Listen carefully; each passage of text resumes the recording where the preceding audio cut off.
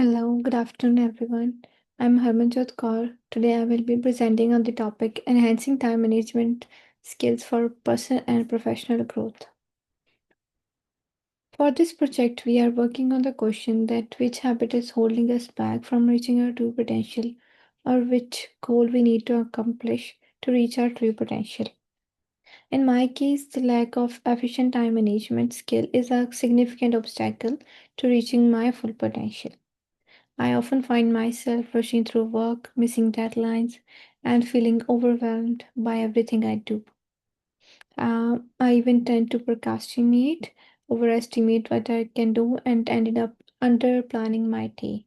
It results in irregular sleep schedule, and it further leads to unnecessary stress, anxiety, and missing opportunities.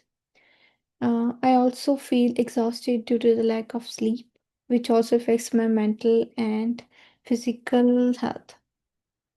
So in this project, I aim to overcome these challenges that hinders my growth.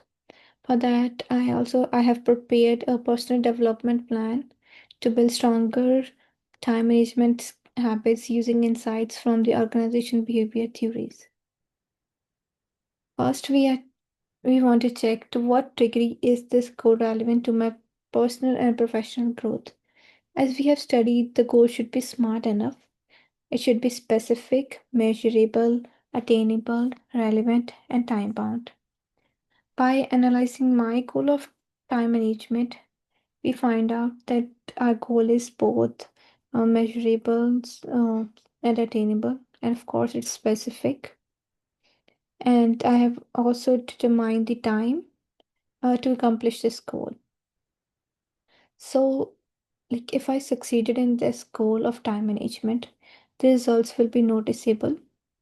And I have decided to accomplish this goal um, in 4 months. So I'm aiming to be proficient in time management by the next year.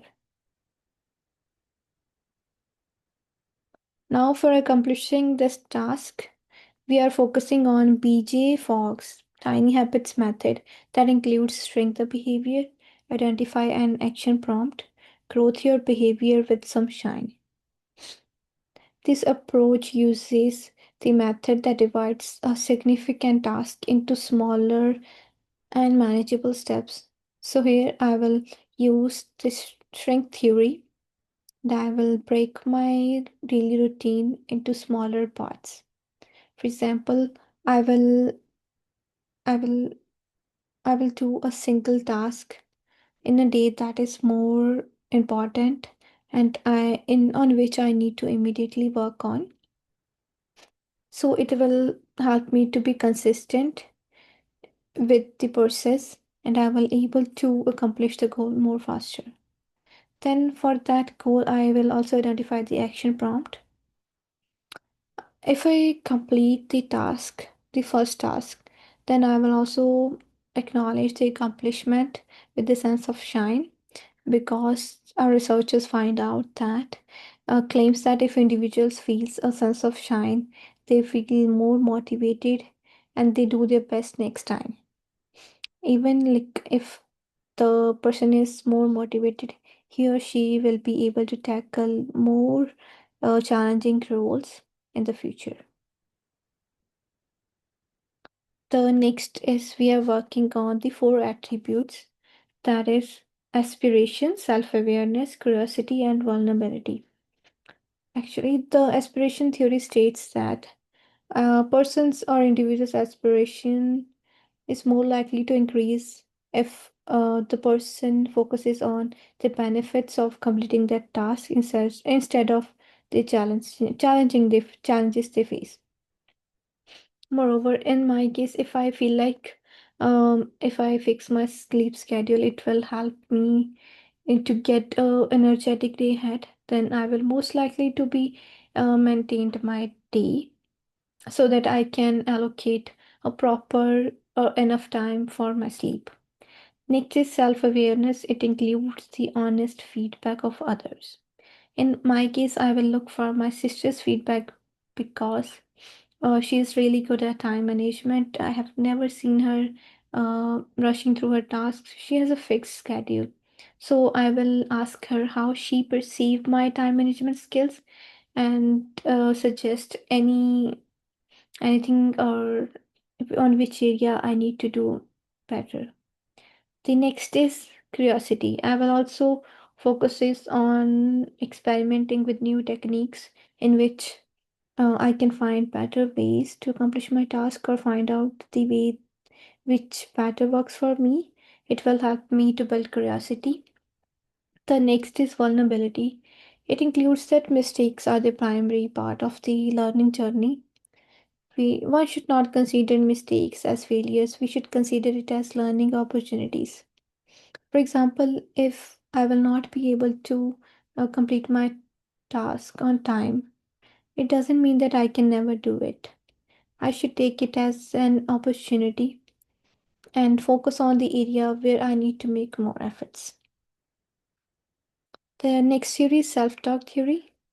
Uh, the obstacle that hinders our growth is also negative thoughts. We have decided any goal, but we get surrounded by negative thoughts, we ended up quitting that goal. So in my case, I will focus on positive self talk whenever I feel like I'm not focusing on my goal or the negative thoughts are surrounding me. The next is belief. Actually, the belief is also important to accomplish a goal, because if someone doesn't believe that they are able to do that task, their body will also work accordingly. So I believe that I have the ability to master time management skill. The next is start small. Actually, this theory focuses on that significant changes doesn't happen overnight.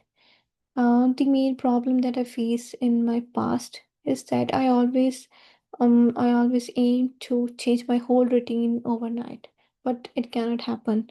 So, so this time I have decided to do small changes day by day to make a significant change. For example, to fixing my sleep schedule for to 9 p.m. instead of 12 p.m. I've decided to sleep at least 20 minutes earlier than the yesterday so that I can fix my sleep schedule. But if I will focus is on that I will sleep at 9 instead of 12 on a single day, uh, then I think I will ended up quitting the goal, because if the time goes over 9, then I will feel like that I can't accomplish my goal, so I can sleep on usual time of 12 p.m. So start small is a good way for a consistent process. The next is toughness. It also includes setbacks as the growth opportunities. It's not a bad idea if we have to start all over again. We should take it as a learning opportunity. The next is patient and reflection. The patience is also the most important feature or important characteristics that we need in our learning journey or whenever we are accomplishing a new skill, because we need to be patient with the process and should not quit if we don't see any considerable change, because meaningful changes takes time and requires sustained commitment. For example, if I will not able to complete my first goal on time or first task on time, it doesn't mean uh, that I should quit. Moreover, if I get succeeded in that and I doesn't feel like it's working or I can't see any significant change, it doesn't mean that I'm not going well or I'm not on the right track, because positive changes take time and significant change like it's a time management skill, so it will obviously take time. So I shouldn't quit, but I should in fact focus on the consistent efforts that I need to put in. The moreover, to truly master a new skill, it is also essential to reflect your learning process, because otherwise the knowledge will be retained. The next is task prioritization, allocating time in a manner that prioritizes and emphasizes high important tasks. Uh, there are so many times in which we are wasting our time. We are not allocating the time on productive things. For example, excessive scrolling on social media takes about 2 hours of my everyday routine, but it has zero positive impact. I could use this time to fulfill my desired objective.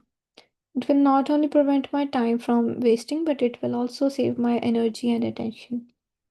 So instead of wasting the time on unproductive things, I should prioritize the important tasks and allocate enough time on them. So this is the journey in through which I can accomplish the goal of time management using OB theories. Here is the work cited. Thank you so much.